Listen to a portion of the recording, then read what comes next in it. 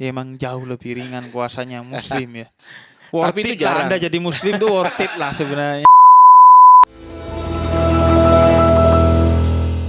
Assalamualaikum warahmatullahi wabarakatuh. Kembali lagi di Berbeda Tapi Bersama. Bareng saya Husein Ja'far Hadar. Dan karena ini Ramadan, ada spesial di bulan Ramadan itu, yaitu program Habib Ramadan. Haram. Oh enggak dong. Habdan Habib Ramadan. Jadi ini adalah program spesial di bulan Ramadan sebagai wujud kegembiraan kita di bulan Ramadan ini, karena bergembira atas datangnya bulan Ramadan adalah salah satu sunnah Nabi yang pahalanya besar di sisi Allah. Jadi kita bergembira dengan bikin program ini spesial. Nah, untuk edisi pertama langsung gue kasih yang ultimate. Pertanyaannya tidak datang dari umat non-muslim, tapi dari tokoh agama non-muslim. Jadi agar pertanyaannya ultimate dan bisa dapat banyak perspektif, bukan hanya gue yang menjawab, nanti juga akan terjadi diskusi. Siapa dia? Siapa lagi kalau bukan Pendeta Yeri Pati Nasarani. Pendeta Yeri, apa kabar? Baik, Habib Husein. Ramadan. Pendeta Yeri Ramadan seger loh. Seger ya. Karena tidak berpuasa. Tidak berpuasa. Tapi tetap bangun pagi. Tetap bangun pagi ya? Soalnya dibangunkan juga. Dibangunkan pas sahur ya. Iya. Benar. Kita akan mulai dari mana nih ngobrolnya? Ngobrol yang esensi dulu lah.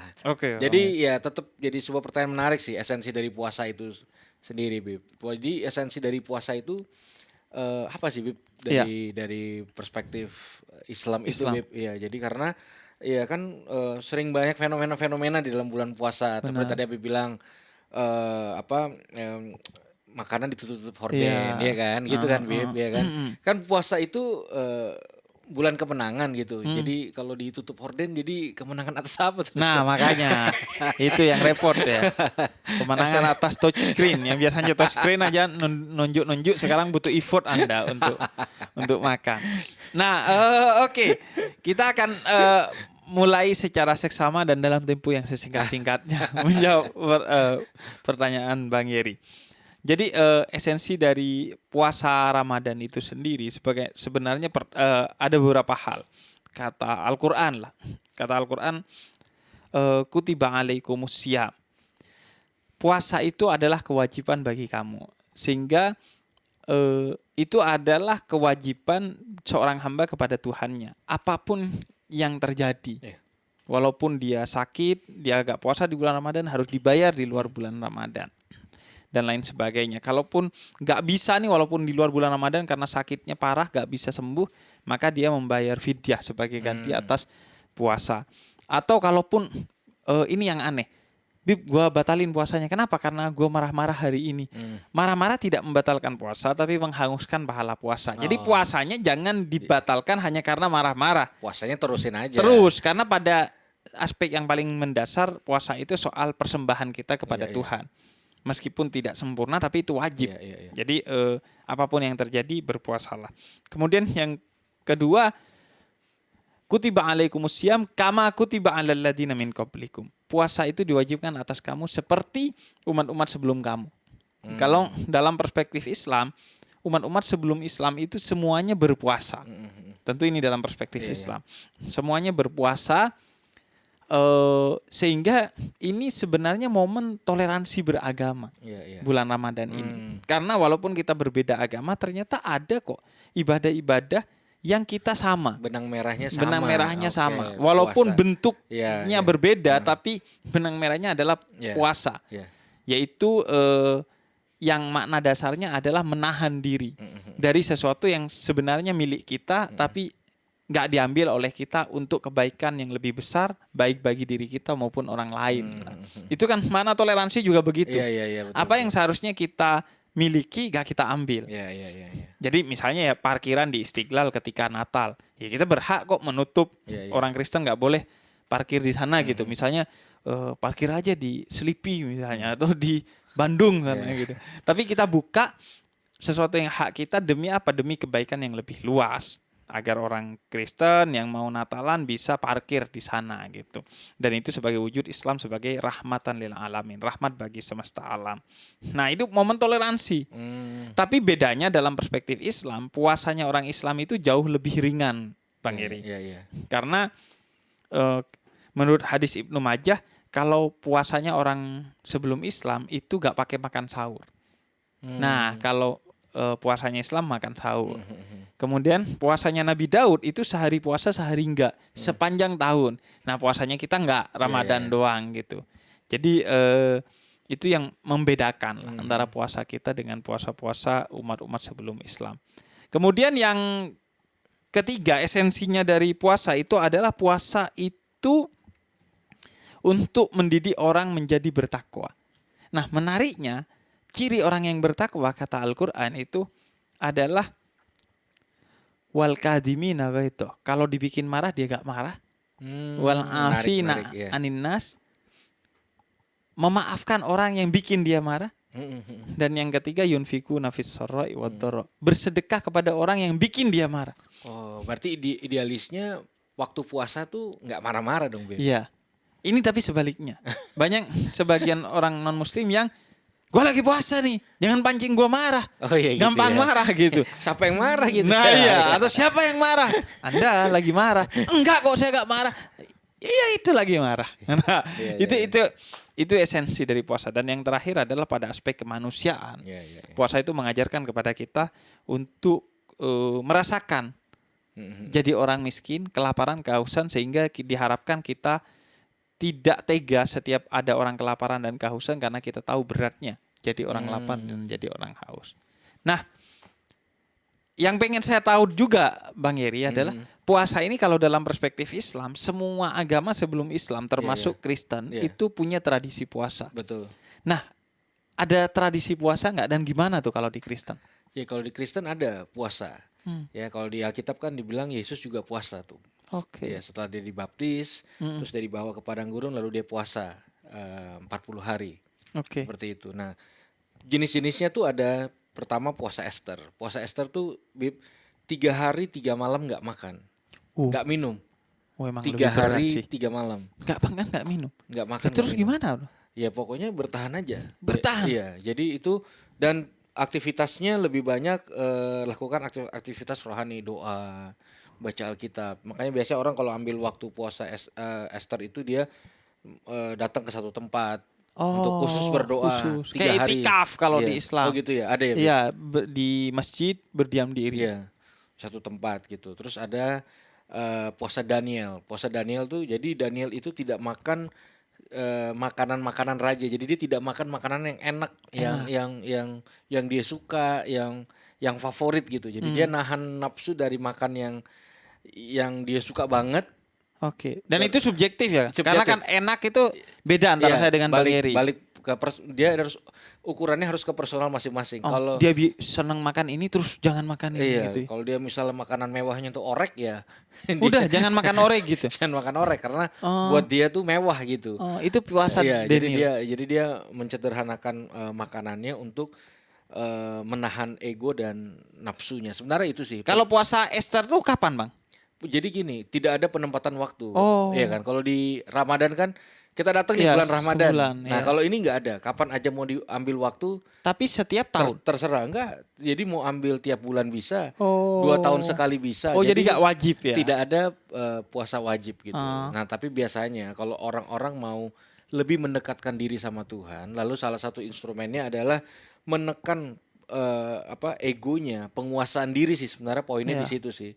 Sehingga dia bisa lebih punya ruang dalam batinnya untuk mencari Tuhan, menemukan Tuhan, mendefinisikan apa yang dia dapat dari Tuhan, menerjemahkan apa yang dia dapat dari Tuhan. Makanya orang perlu ambil satu space waktu khusus untuk puasa.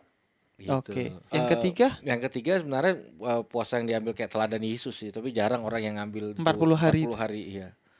Bisa. Itu full gak puasa? Gak makan? Minum sih, biasanya masih minum. Oh, minum. Masih minum gitu. Jadi 40 hari minum doang nih? Minum doang gitu. Ya emang jauh lebih ringan puasanya muslim ya. Worth Tapi itu it lah, jarang. Anda jadi muslim tuh worth it lah sebenarnya.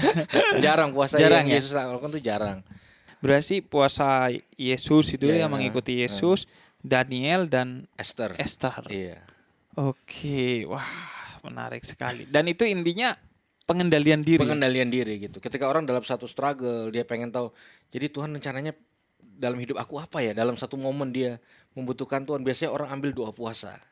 Sebenarnya esensinya ada di doanya plus puasanya juga. Puasanya ya. Jadi memberikan satu waktu kualitas dengan Tuhan, menekan semua ego dengan cara berpuasa sehingga dia punya penguasaan diri yang kuat dan akhirnya dia mempunyai ruang yang luas dengan Tuhan. Oke, ini mengingatkan saya pada apa yang disampaikan Jalaluddin Rumi, salah seorang sufi kekasih Tuhan. Kata dia, pada perut yang lapar itu adalah tempat bersemayamnya Tuhan. Iya, iya. Jarak terdekatmu pada Tuhan. Jadi memang perut yang lapar itu membuat kita dekat kepada Tuhan. Dan memang kita begitu ya. Iya, Kalau iya. kenyang cenderung lupa Tuhan. Kalau Iya. lapar tuh ingat Tuhan. Kalau lagi kena bencana ingat Tuhan. Iya. Kalau lagi seneng lupa sama Tuhan. Kecenderungannya begitu. Oke, kita masuk ke selanjutnya Bang Iri. Apalagi nih kita Iya. bahas. Bib, kalau di bulan Ramadan tuh kan orang Muslim ceria-ceria semua, Bib. Ceria, Iya, ceria. gitu. Kalau malam tapi ceria. Kalau siang ngantuk ya. kita ngantuk. Iya, tapi ya kita bisa lihat lah, maksudnya sepertinya memang ditunggu-tunggu, kayak ada kenikmatan tersendiri bulan Ramadan. Iya. Sebenarnya apa sih, Bib, kenikmatannya, Bib? Yang Iya. membedakan bulan Ramadan dan berpuasa dibanding momen-momen atau situasi-situasi yang lain. Saya penasaran, Iya, Bib. iya. Apa sih nikmatnya? Sebenarnya salah satu kenikmatan orang berpuasa itu adalah pertama itu menjadi momen spiritual pertemuan dia dengan Tuhannya. Orang ketika berpuasa, kalau seorang Muslim yang masih normal, dia akan jauh lebih baik ketika puasa. Kecuali sudah sangat tidak normal, puasa dia masih tetap lost tuh. Iya, iya, iya. Nah kalau normal dia terkondisikan, itulah kenikmatan. Jadi orang itu cakung, cuacanya mendukung untuk beribadah di bulan Ramadan itu. Iya, cuacanya mendukung untuk beribadah. Jadi kayak enak Bang Yeri. Mau ibadah apapun kita berjamaah. Puasanya berjamaah, sholatnya berjamaah. Intinya kita bersama-sama mendekatkan diri kepada Tuhan. Dan itu salah satu keberkahan bulan Ramadan dalam perspektif dan iman kita adalah dikondisikan bulan itu menjadi bulan yang syahdu bagi kita. Nah, kemudian yang kedua adalah saat berbuka. Itu adalah satu kegembiraan tersendiri. Karena selalu ada singgungan kebudayaan, punya tradisi-tradisi tertentu dan lain sebagainya. Biasanya orang reunian, bukber atau sahur atau buka on the road gitu. Atau bersama keluarga. Terus di luar itu juga secara diri juga ketika mau makan itu beda rasanya. Karena ini kan makan yang secara spiritual sakral.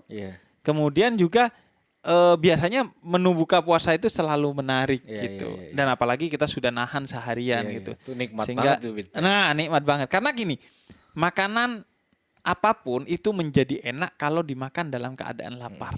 Sebagaimana tidur itu paling enak kalau dilakukan saat ngantuk. Makanya bukan soal kasurnya bagus atau tidak. Soal tidurnya itu ngantuk apa tidak, dan saat tidur itu kepikiran pinjol apa tidak kan gitu intinya. Selanjutnya kita akan mulai menerima pertanyaan dari orang-orang yang nelpon dan nanya ke gua dari non-muslim tentang Ramadan secara umum.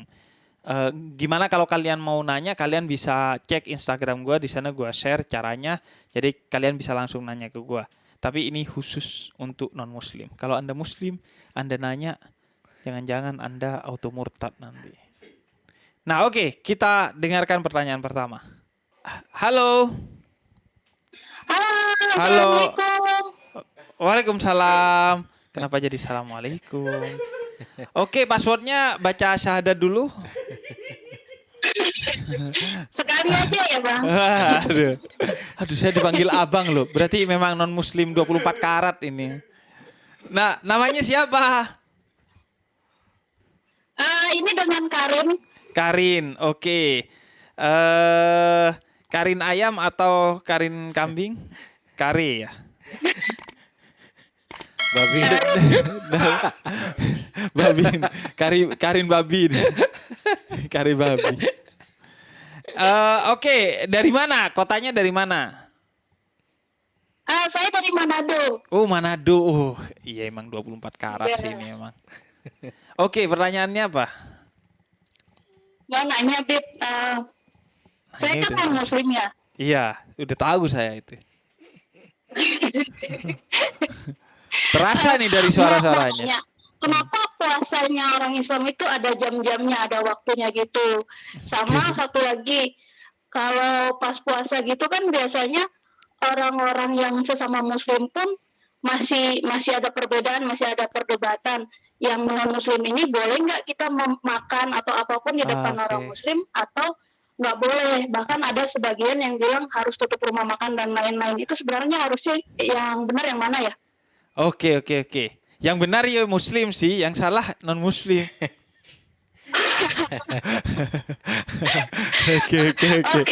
Oke, makasih Yang benar Karin. langsung ya. Ya, langsung. Karin, makasih ya. Iya, sama-sama Bang Habib. Oke. Semoga istiqomah. Semoga. Oke. Iya, kenapa puasa ada jam-jamnya? Sebenarnya bukan cuma puasa. Semua hal dalam Islam itu ada jamnya. Dengerin cerita lengkapnya cuma di aplikasi Noise. Download Noise sekarang di App Store atau Play Store.